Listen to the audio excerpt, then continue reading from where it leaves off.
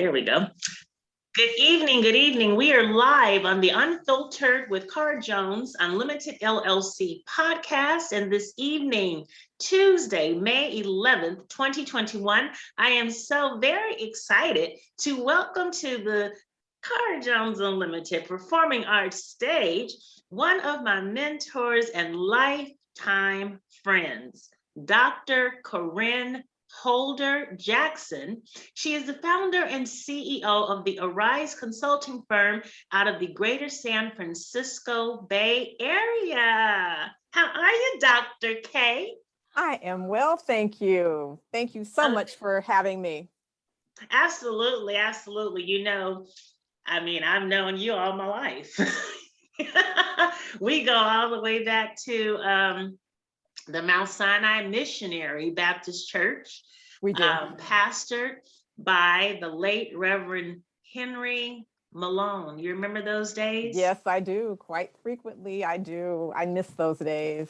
I know, we had so much fun. I think you were an usher, right? I was an usher. And I was an organist and sang in the choir. Actually, you know, your mom, God rest her soul, Sister Sylvia Salone, she was like, I guess I don't know, what would we call her? The leader over the young women, you know, and she had us ushering, singing, and doing all kinds of things. Remember the sleepovers we used to have at the house in St. Francis Woods? Yes. So many exciting things. You know, we come from such a great Christian foundation, you and I. We do. We do.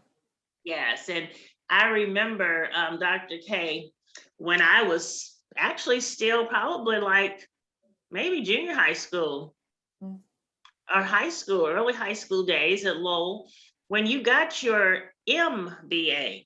Yes, yes, yes. I remember when you got your MBA. Why don't you tell our viewers and listeners a little bit about your background, and you might want to raise your volume just a notch for me. Sure. All right. Yes. Thank you so much. Yes, I'm a native San Franciscan. Okay. Definitely, I was raised by a single mom. Grandmother and godmother played an essential role in my life, but also just coming from a faith-based family, a faith-fearing family. Had lots of goals and aspirations, always wanted to grab an MBA, get my master's, and really wanted a PhD at a very early age. I knew that I wanted to be a doctor, but in the area that they didn't have at that time, which was human services, but I thought I wanted to be a psychologist until I found that they really weren't helping many people, but I could see they really wanted to do more drug therapies. And I'm so sorry. Your volume's a little bit low. I'm so sorry. I just turned up my my computer and. Okay, there we go. You're good. I didn't want to do drug therapy. So I said, there's got to be another way that I could still be in the health realm, definitely with the prevention and self-management piece of it without being a psychologist. So I just kind of felt that I would go the MBA way to find out how I could help people in another area, which I was really, really interested in, which was financial. So health and wellness was always a real, I should say, driving force for me. And I knew one thing, that you could not be physically well without being financially well. Right. Because they seem to go hand in hand. So. You know, that's interesting. Let me make sure I heard you right, because I have your bio and you didn't put all that in there, but I heard you say psychologist. So when you were getting ready to pursue your MBA, you're saying that you had an interest in health and wellness. And so you were considering the psychology track? Okay, we got screen freeze. I'm sorry. Okay. Were you considering the psychology track? I really was. My undergraduate degree is in psychology. Is it? Yes. Okay. I really was. We have something else in common then. I never knew that about you. Yes, but I always loved business too. And so I knew there had to be a way to marry those two. Right. And so definitely looking at, my grandmother had breast cancer at a Right. time where they really didn't know a lot about it, but Mhm. she also had other common conditions that do affect most people of color, Mhm. hypertension and high cholesterol. And so I learned to go with her to doctor appointments at an early age. And when I started driving, I actually drove her to her appointments. And so I really became really interested in the intersection of health and wellness and finances, because she worked for a major hospital. Mhm. And She so was a nurse. she had excellent benefits. Mhm. And so, but while I was sitting there, I just happened to notice, and when we were growing up, there was a time where you did not get in grown folks' business. Right. You were supposed to be seen and not heard. Right. And so, but I noticed other people who did not have the same health benefit and coverage as she did were not afforded the same type of treatment that she received. And so I knew there had to be something that was linked to it. And it just kind of got me wondering about the whole insurance industry and Mm. how did it work, and how much you had to pay, how did that relate to what kind of treatment you were able to afford, and the type of doctors and the hospitals. And it was just interesting. So after completing my degree in psychology and looking at graduate schools, and she really started having a little bit more health issues, they became more challenging, and I started going with her more. That really became my focus, as this is really run like a business and they really don't care about people. So really, if you don't have money or you don't know how to prevent or manage a disease, you will be broke, because number one, you'll spend all your money trying to fight it through a westernized medicine, medical system that we have, which doesn't prevent disease. It patches and treats and causes other symptoms to manifest. Right. Or you could prevent it. So how do you do that? And then how do you alleviate the stress that leads to hypertension and bad choices on our food and where we live and environment? There was just so many things. And so the MBA led me down that path to see what I could do about identifying causes and what could I do to begin working to advocate for and actually fight against those causes. Okay, so the MBA was finance related. Yes. And so from there, what made you decide to get your doctorate degree? I was working because diabetes, heart disease, and cancer were the three things that I have found during my MBA quest. And so I was working for an insurance company, got hurt, got hit by a drunk driver who was high on crack cocaine. I had a fractured pelvis. I was out for 19 months. Whoa. And when I came back, I found, startlingly so, that even though by this time I had 2 bachelor's degrees, an MBA, insurance licensed fully, property and casualty, life and disability. And the insurance company I was working for considered me to be a liability, and they had no job for me. So when I came back from workers' comp, I was told that I would be leaving the company because there just wasn't a position open. So when I contacted my recruiter, they said, hey, we've got a position for you. We have a director position with American Diabetes. You're going to be working in 9 Bay Area counties, and they really want you to have a faith-based focus. And I was like, oh, hot diggity, this is it. And so I started working with them, did a little bit of research, and found that now this is my doctoral focus. So how can I focus in the realm of human services? Okay. And how can I look at wellness being both financial and physical? And how can I help communities, particularly communities of color, who are often labeled and put into a box of being disadvantaged, of non-compliant, of being victimized by a circumstances and environment of just of being uneducated and uninformed about what they could do possibly to live longer, stronger, and wealthier. This is very interesting, Dr. K. You and I have a lot in common. And you know I'm praying about some things. You know I am, right? Yes, yes, yes. Just don't want to do it. Don't want to do it, girl. But I'm tired of school, but I definitely understand, but tired of school, got 25 years of education, I'm tired. But you know, your destiny is your destiny. And it's interesting how all of your dots have connected and led you to where you are. Because I remember in 2010, when I semi-retired and moved from California to Alabama, where mom, you know, and dad had gone back and mom was there. And I started that consulting firm, CP and Associates, remember that? Yes, I do. And you were on my team of consultants. And we were bidding on all these federal contracts and state contracts, different state contracts. You remember all that? I do. And we also were assisting people who wanted to start nonprofit organizations. Yep, absolutely. It's interesting how the wheel, you know how they say that little wheel? Yes, yes. Always comes back on top. Yes. And I'm hearing all of this. I've read your bio. I have your curriculum vitae, your CV, you know, from years ago. There's probably like 10 more pages to add to it, of course. But what amazes me, and I have to share this, it amazes me that you continue to evolve for the changing times, but evolving using the tools, education, experience, life and professional, right? Yes. That God has allowed for you, and it's all relevant. Yes, absolutely. You were like when you know in the Microsoft Word program or Yes. Excel, I should say, when you're doing formatting a cell, it says wrap around. Yes. That's you. Yes. Wait, thank you. You are a wraparound.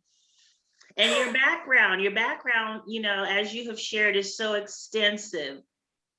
Graduating from the University of Phoenix with your MBA. And this current position that you hold, because you've had some very impressive roles and responsibilities in leadership throughout the Bay Area where we are from. But you currently are doing some very interesting work in a field that's very near and dear to my heart as well. Good. Working with higher education. Absolutely. So I just want our viewers and listeners to hear and understand that you are the executive director of Excel San Mateo, right? Yes, absolutely. And so the work that you're doing there, because I've seen your posts on Facebook about the vocational training opportunities that are available. You want to talk a little bit about that before we get into the DICE opportunity? Sure. Today, as you know, it's COVID. We're in a ever-changing, I would say fast-moving economy. Yeah. It's moving so fast and things are changing. Technology has fostered the change. And technology is driving our workforce. Artificial intelligence is driving the way business is being conducted. It even drives the way that products are being manufactured and developed and marketed. It is changing the way that insurance companies do business. And right now, skills are the new toolbox or the new currency. So today, you have to be multifaceted, multi-skilled, and today you really need to see yourself as the CEO of You Incorporated. So no longer are you looking for an employer to hire you, you are researching the market to determine the skills that you have that are in demand by the employer. I know she'll come back. She's froze just a little bit there. But she's sharing information about this changing world that we're living in, and especially how the COVID-19 virus has impacted all of us in the workplace, in the field, you know, the realm of employment, and how we have to adjust and adapt. You were saying? Yes. Today, you have to be able to, I liken it to preparing a toolbox. Yes. And you need to have many skills in your toolbox. Absolutely. For example, when I left my previous employer, I was laid off because the economy took a radical 360 turn within the realm of the nonprofit world. Mm-hmm. Corporations were changing the way they were doing corporate philanthropy. Right. Foundations were changing the way that they were offering support for nonprofits. And as a result, many nonprofits, national nonprofits, actually went under. Right, they folded. And so the blessed thing about this is I am constantly looking at the changing landscape. I am a professional student. You too? Me too. I am always Right. looking for ways to continually grow myself, to Right. engage in professional development. Right. But I am also looking for how can I keep myself relevant in an ever-changing economy. Mm-hmm. Therefore, I was able to pull skills out of my toolbox so that when that opportunity left, there were several opportunities that I could apply for and was able to get. So go on, dear. Now, for people that I am talking with, career technical education used to be kind of like the word that people would use, like, you're gonna go do that. Mm-hmm. You're not going to college. Right. But we need to understand that today we have what's called the silver tsunami. We have one of the largest baby boomers. It's one of the largest generations of people born between 1950 and 1964, 1965. They're retiring and they're taking the knowledge with them. So employers are now getting concerned, wondering who's going to take these positions. Yeah. Where the talent is leaving, do we have enough people who have been trained, who have experience, who could step into these roles? So career technical education is a big thing because now, again, technology driving everything. There are many jobs that you do not need a four-year degree. You need certification. Girl, please, hold on a minute right there. Let's stop right there. I was at work today, and like you, I got a few degrees under my belt now, right? Yes. But I was at work today teaching. And, you know, I'm here in Texas. I never wanted to be a teacher like my mama used to be before she became an administrator, right? And my aunt, and White did in San Francisco. You remember? Yes. Marianne, you remember? They all were educators. Yeah. I never, if anyone had ever told me that I would be working in the field of education and higher education where I teach, I would have said no. I did that as a finance accounting professional for many years, but I'm teaching, Kay. And I was talking to someone because the conversation keeps coming up where I am right now that you might want to go and get this certification.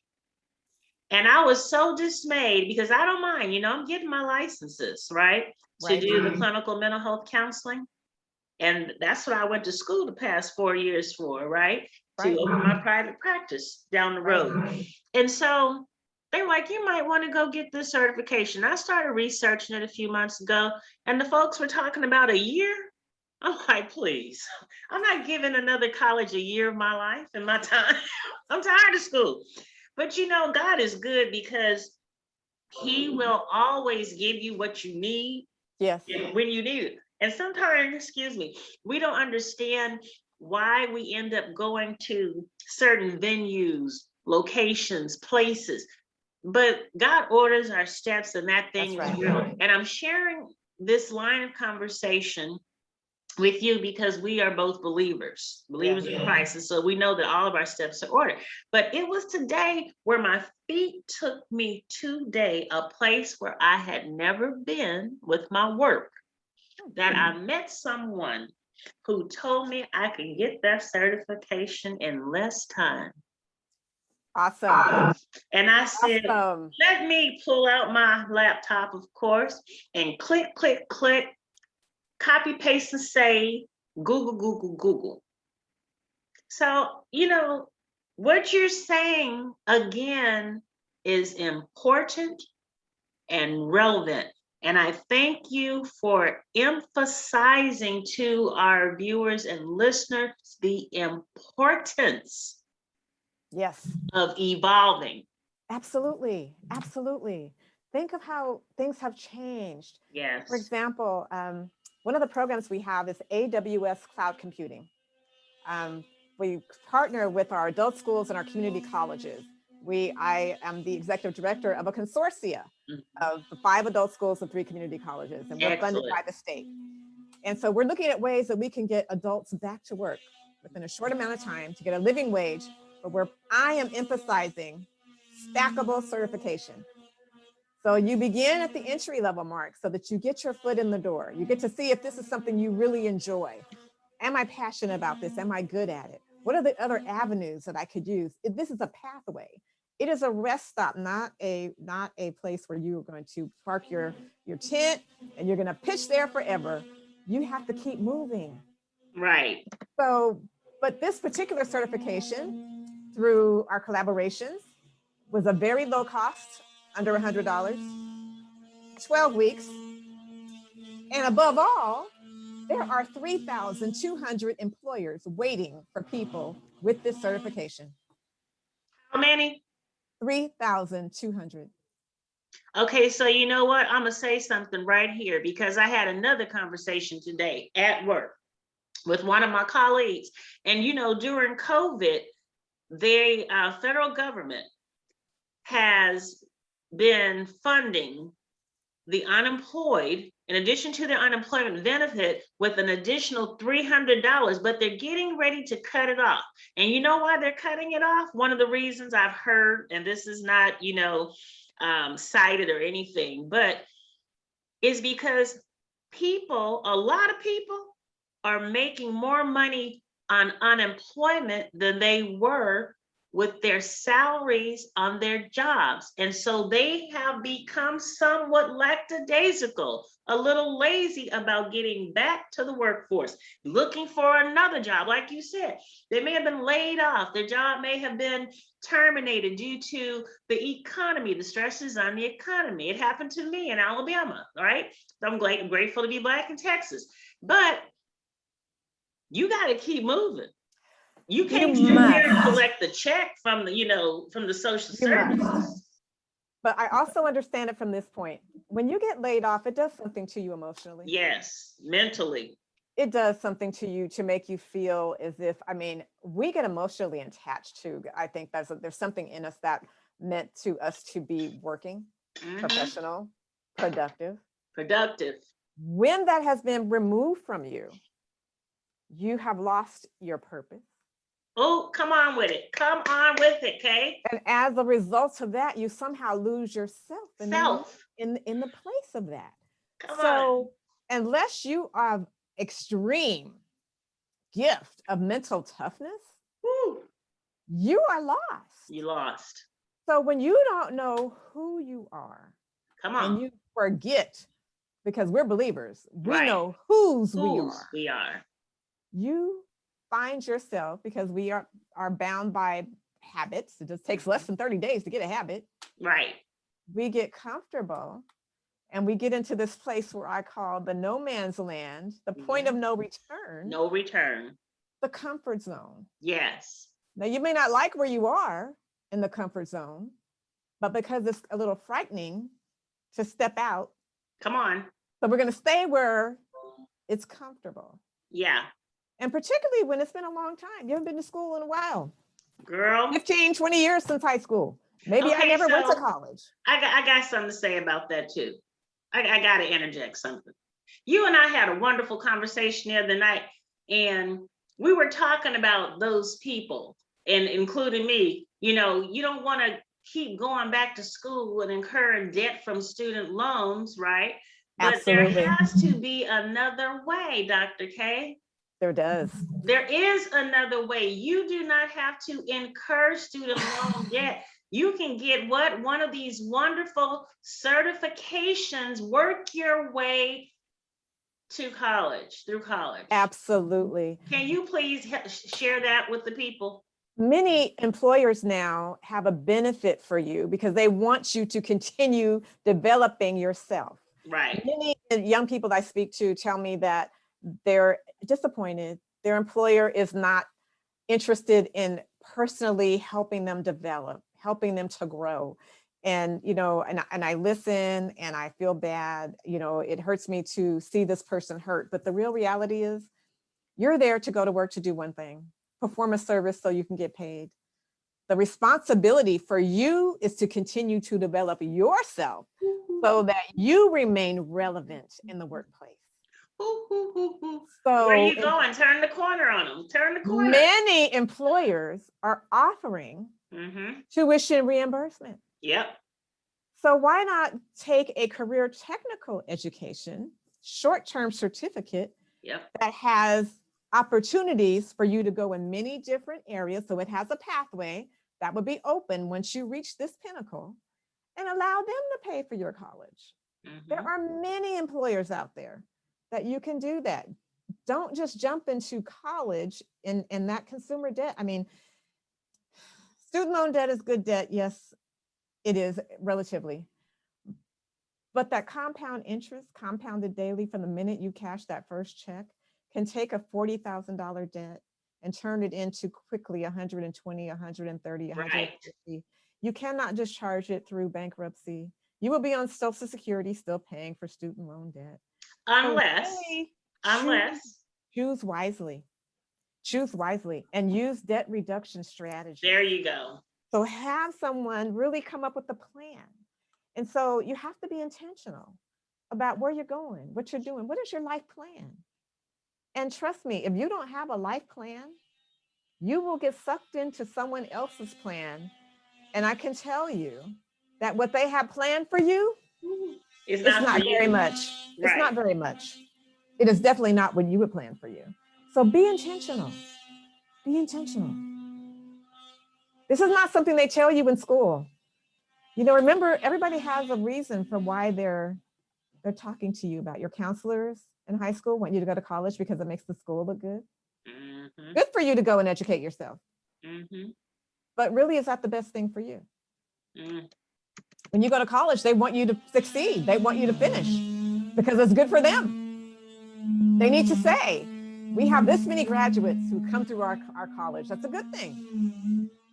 But do they ever tell you how many people majored in this particular discipline, went off to work at this particular week, they hired this many of our graduates. This is their median earning that they earned. This is how many people went through this program, and after working for 2 years, they were successfully promoted to this particular position. Of course they don't. You know, what's interesting too, and you and I have talked about this as well, we're grateful to have the opportunity to have employment wherein we work for an employer, and we believe, hopefully when you accept a job, you believe in the mission and vision of that organization or entity. Absolutely.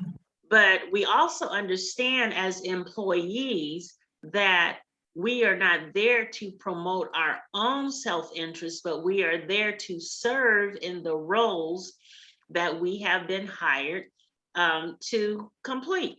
Absolutely. And so our purpose for being an employee under them is to meet their purpose, right?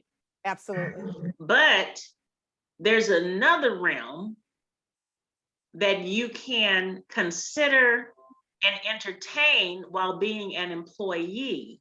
Absolutely. Gaining the fruit for your labor in the form of compensation, right? Absolutely. To become your own boss as an entrepreneur, where you can then push your purpose and interests. Absolutely. Absolutely. And a lot of the education, the training that you may acquire, probably all of it, or a great majority of it, you can use to promote your own business. So what I'm saying is, and you know, tell me how you feel about it, but because, well, I know how you feel about it because you're an entrepreneur like me. You know, my dad taught me growing up that I had needed to have more than one source of revenue. And he stated, you know, the reason being is because you never want somebody to pull the carpet from underneath you and you have nothing to fall back on. Absolutely. And in addition to that, as a realtor, you know, my dad was into real estate investments, and I later became a realtor in California, then Alabama. Now I'm getting my Texas license. But as a realtor, you know, property is one of the biggest financial investments that one will ever make in his or her lifetime. Absolutely. You know, Absolutely. so we're sharing all these tools and information. Like Dr. K said, she talked about the toolbox, and in counseling, we talk about a toolbox, but there's all these different toolboxes that you can tap into. And daily, I try to share with my clients and with students daily, you should learn something from everyone with whom you come into contact. Every Yeah. day, that's what I try to purpose to do. People that I meet, or even if I already know them, but I see them again the next day, I'm listening intently, observing with my eyes, my atmosphere, my environment, because we can glean something every day from everyone. It might not always be so positive, but even if what we observe, hear, feel, experience with our senses is not so positive, at least we understand that that is not something we choose for ourselves. Absolutely. And I think that I love what you're saying, because what you're saying is you're living intentionally. oh, really? Intentional living. Yes. Time is our premium product, and it's the one thing we can't get back. Yeah. So I It's love non-refundable. That's exactly right. And it's priceless. Yes. It's priceless. So that's intentional living. I love that. But on the flip side of that, I always ask people, as you're going through this life, make sure you bring value everywhere you go. See, when you come into a presence of someone, you need to leave that person better off than when they were before you met them. Absolutely. So by you sprinkling those seeds of how can I serve you? Yeah. How can I help you? Yeah. A little bit of that has to come back to you, because the scriptures tell us that give and it shall be given to you.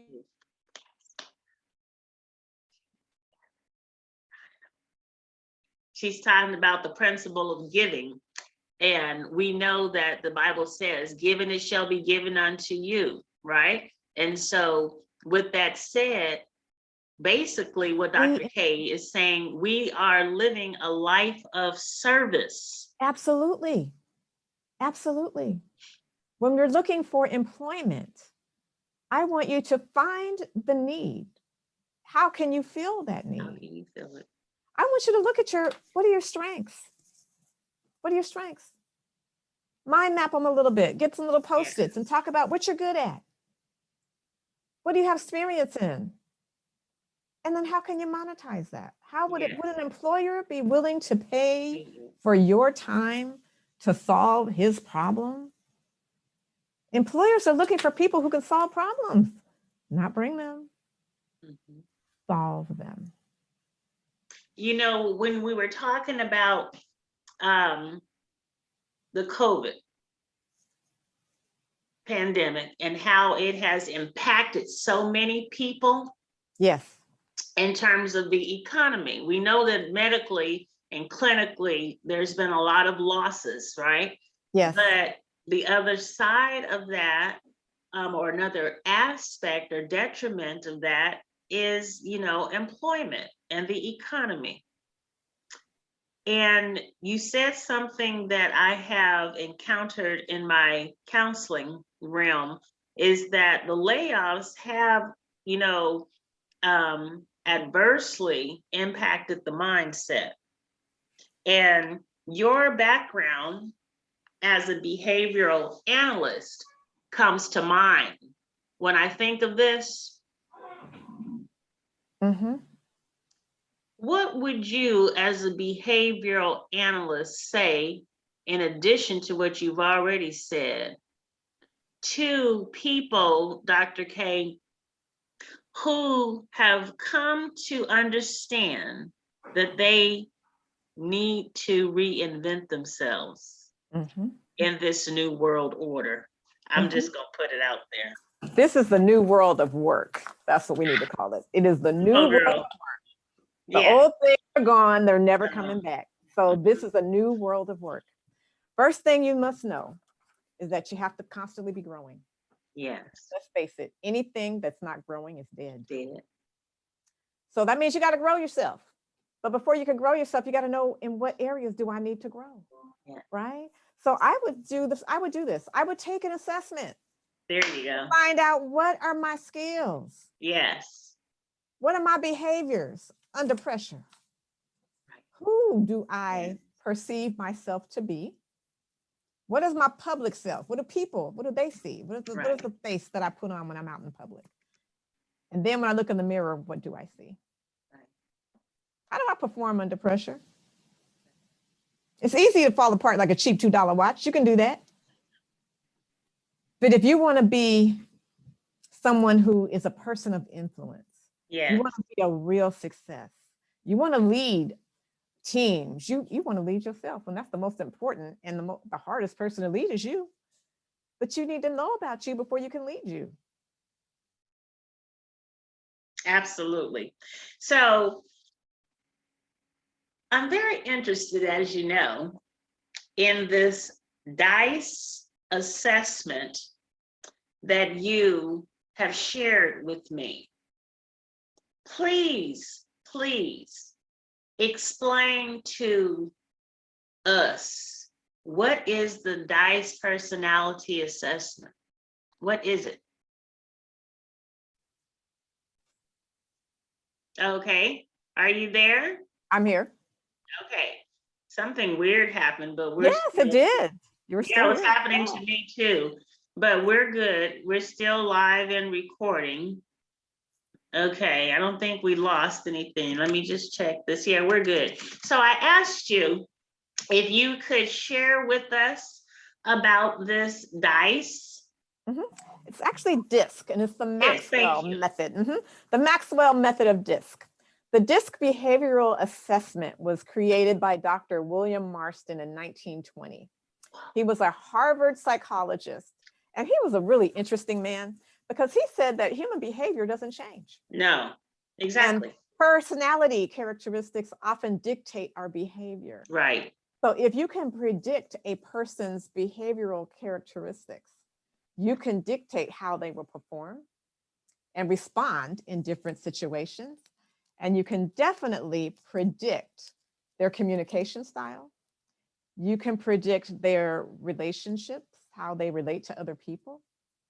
If you know a person's behavioral style, you can communicate in a way that will not only communicate, but connect. John Maxwell has a book, and he says, everyone communicates, but few people connect. As you know, many of the problems that are deep-rooted in relationships are communication problems. So communication is key, but knowing how to communicate with a person based on their personality type will mean the DISC makes all the difference in success or failure, harmony or disharmony.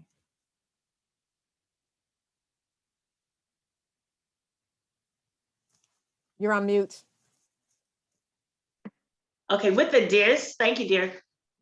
Assessment, what might one expect to find out? Well, let's go here first.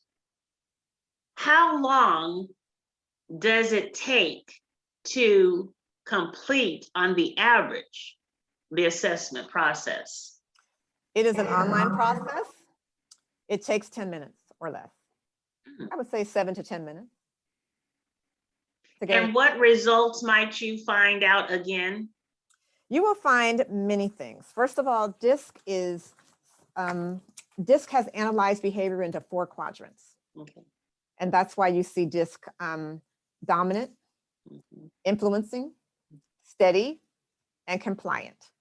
All of us fall within some combination of DISC. We all do. Once you take your assessment, you're going to receive a 31-page report that's going to talk to you about you and your behavior. You're going to discover yourself a little bit, your purpose, how to grow to your maximum potential. You're going to learn about leadership, your leadership style. You're going to learn about your workplace style. You're going to learn about your professional style. And more importantly, you're going to learn your communication style. So you're going to get suggestions for people how to communicate, some do's on how to communicate with you. And you're also going to get some suggestions for don'ts on how not to communicate with you. And you can share that with your family, your spouse, your significant other, your employer, people you work with. If you're leading ministry teams, they really need to know you and how to communicate with you, how to best communicate with you. But more importantly, you're going to come up with an action plan. I really love that there are many DISC assessments, but the John Maxwell method of DISC has a special component to it because John Maxwell coaches, like myself, have been trained on various aspects of DISC. So therefore, as I said, you must grow yourself. You can participate in a mastermind on the 15 laws of growth, and you're going to talk with other like-minded people who are going through the same process. And when you're in a mastermind environment, it's like a third mind comes into play where everyone's on a different level, but we're all learning from one another. And certain insights come out during that particular time. You could also learn to play what I love to play this game, and I'm a kid at heart, but I play the leadership game. I believe that leaders aren't born, they're developed. And so people don't understand that there's different leadership styles, and many people are good leaders. They just have some natural born talent for it. Other people need a little work. I've heard from some people that, those people just don't know what they're doing, and I'm trying to lead and they're just not following. And I sympathetically nod and affirm them because I do hear them. And I gently suggest that if you're leading and no one's following, there's a problem. You're on mute again. Say that one more time. If you're leading and you say that people are not cooperating, they're not following your directions, they're not following your leadership, they don't respect your leadership, there is definitely an issue. There's a problem. So what might the problem be? First, leaders must take responsibility. There you go. Personal responsibility. There is something that I'm not doing. And most importantly, the most important thing is I'm not communicating. The job and the role of a leader is to communicate the vision. What's the vision? And relay and communicate that vision to me in such a way that I'm compelled to join you and work with you to achieve this vision. You're not telling me to go do the work. You're rolling up your sleeves right there with me and saying, come on, we're going to do this together. You're going to help me. You're going to develop me along the way. You're going to find out what do I need to help me help you bring this vision into fruition. The DISC assessment can help so much. Helen Keller said it very well. She said, someone asked her, what's the worst thing about being blind? Mm-hmm. And she thought about it for a moment and she said, I beg to differ that there's nothing wrong with being blind. She said, I see the real problem is for people who have sight but have no vision. I love that quote. I love that quote. You hear it, at leadership forums and so forth, and it's just a wonderful quote. Thank you for the reminder of that. And, you said something because it's a concern of mine. A concern that I have as an entrepreneur is that people want to work with you. Yes. And you clearly state your vision. Mm-hmm.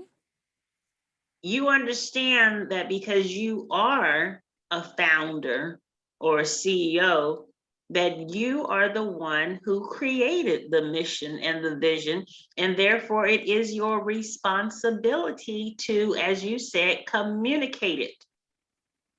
Mm-hmm. But you said something that takes that to another level. You said communicate in such a way that they are compelled Mm-hmm. to help you meet your vision or your mission.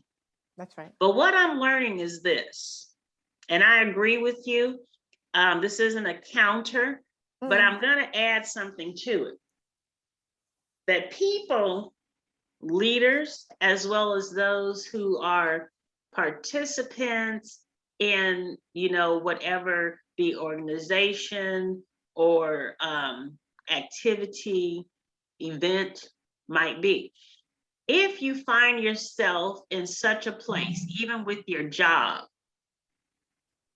where you do not agree or no longer agree or have the passion, right, that you once had to be a part of a thing, don't create issue for yourself, the leader, or that organization, but respectfully back out, just leave. And that goes with any type of relationship.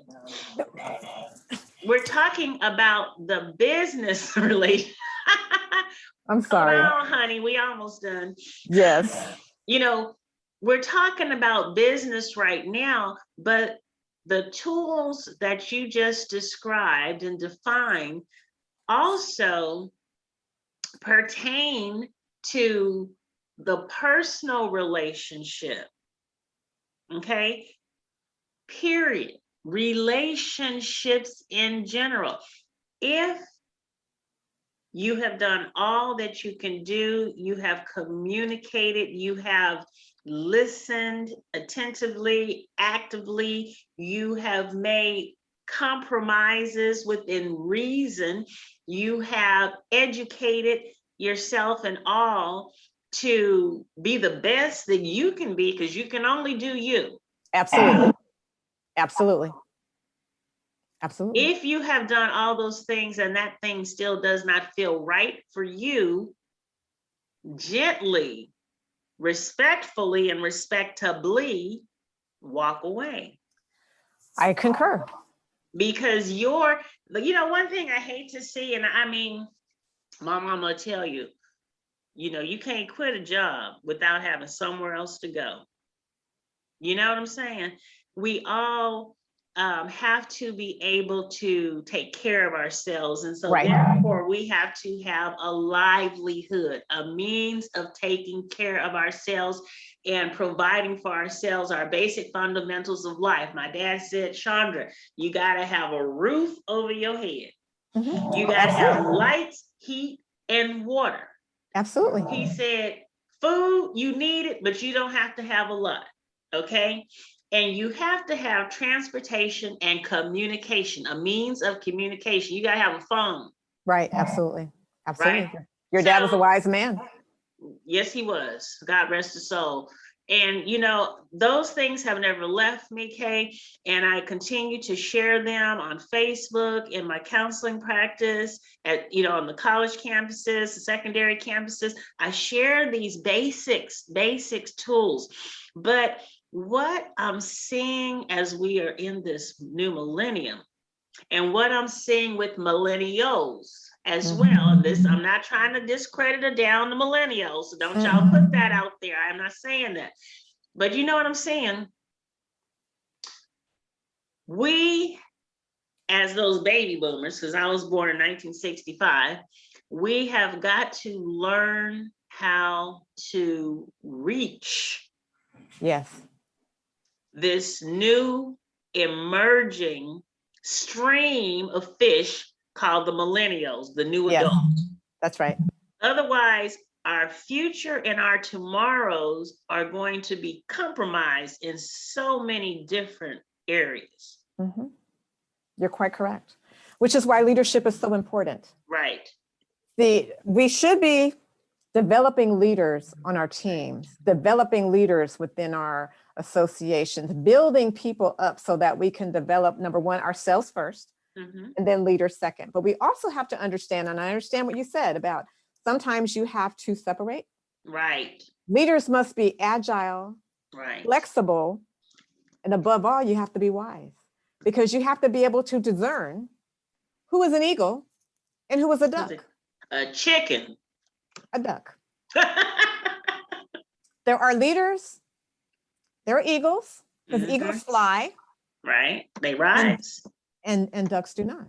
So you have to be able to determine who is an eagle and who is a duck. It's fine to be a duck, but just understand that you're dealing with a duck and you're not dealing with an eagle. You cannot have eagle expectations for a duck.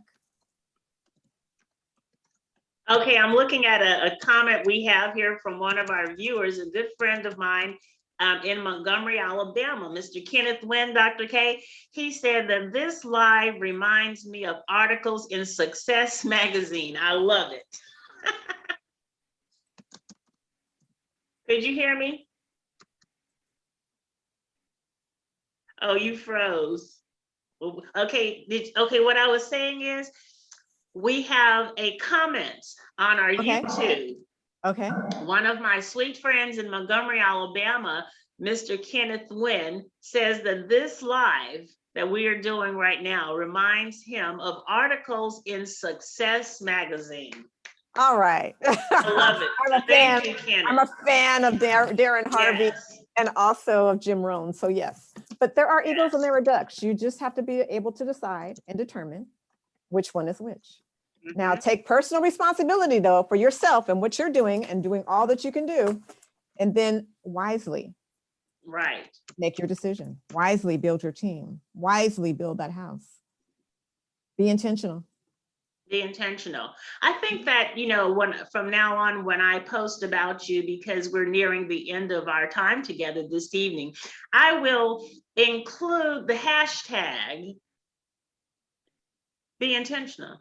Be intentional. Yes, yes, yes. Is that okay? Living. That is totally okay. Now, but I'm encouraging everyone to do DISC. Yeah, there we go. That's what I wanted to wrap around with, because you did put out there, and I will share it. Please. You are offering a discount to the DISC workshop to anyone who says they are affiliated or heard about the DISC assessment via Cara Jones Unlimited LLC. Absolutely. So tell us, what is that promotional opportunity about and entail and cost and all that, if you will? Great, sure. So the DISC Maxwell Method assessment will be a 7 to 10 minute assessment. You will take the assessment online. The cost is $99. You will receive a 31-page report. You will also receive a 1-hour coaching session with me where we will go over your report. It will talk to you about your perceived self, the person you think you are, the public self, the one that you show to everyone at work, at school, at home. And then we're going to look at that person you are when you look in the mirror, your true self. I love it. And you're going to know where you fall within the quadrant, within the DISC. Where do you fall? You're going to find out how do you change when you're under pressure? You're going to find out what are you, and so when we talk about DISC, it's dominant. So a dominant person, you may know somebody who's dominant. They're direct. They're very decisive. Don't take a lot of time telling them something. Get to the point. Get to the point. They are a problem solver, a risk taker. They're a bottom line organizer. They place a value on time. They will challenge the status quo always. They're innovative. But then they have some weaknesses too. Their greatest fear is being taken advantage of. So when you know that, you know how to approach them. That was good. Right? You are on the money. So, we're going to need, what I will do, I will post that promotional flyer that you prepared I will be publishing this interview on all of my Cara Jones Unlimited LLC Performing Arts social media platforms, on the Unfiltered with Cara Jones Unlimited LLC podcast radio stations like Spotify, Apple, Breaker, Radio Public, Google Podcasts. There's so many of them. Anchor. If you go to my Anchor podcast, then you can access all of the radio stations, including Spotify. Okay. I'm going to post it on Instagram, and I want you guys to follow Dr. K. She is on Facebook as KaRyns, KA apostrophe RYN Holder, HOLDER hyphen Jackson, JACKSON. You can find her on Facebook. Follow her. Share these wonderful tools and information that she's sharing. She's also on Instagram as Dr. DRCARYNJ, Dr. KaRyns J. Follow her. I am tagging her in all of the advertisements and marketing promotions that I have been sharing about this interview today. I want y'all to follow her. Do you have a business page on Facebook, Dr. K? It's under construction, working with my graphic designer. I will be sharing that with you so that you can post it on your Instagram and other media channels. Absolutely. And then on Facebook, just tag Cara Jones and it'll go to my page, and then I can share it to everything else. Okay. I certainly will. And, you know, I just want to wrap it up and thank you for accepting my invitation. But more importantly, on a personal note, Dr. K, because you know that's what we call you. Thank you for loving me the way that you do and mentoring me. Distance and miles means nothing. No, I know that you're just a phone call or a text away. You've always, you know, availed yourself that way, made yourself available. So I'm most grateful, and I want everyone to know that she's the most approachable person, and she's very helpful, and she does add value and benefit to every life and entity that she touches. Oh, thank you so much. I feel the same way about you, and I really respect and honor the work that you do. Keep doing what you're doing. I love it. Thank you for having me. It's been a pleasure and my honor to be here. I love you, Dr. K. Oh, love you too, my friend. You're my sister. Yes. Salute. We're family. Yes. Salute. Okay, well, we're signing off with this. Ooh, what is this? This is the second episode of the health series and the Unfiltered with Cara Jones Unlimited LLC podcast in 2021. We're nearing the end of our season, which will end in June this year because we're going on vacation. All right now. Self-care. Good night, my love. Good night. Okay. Ta-ta.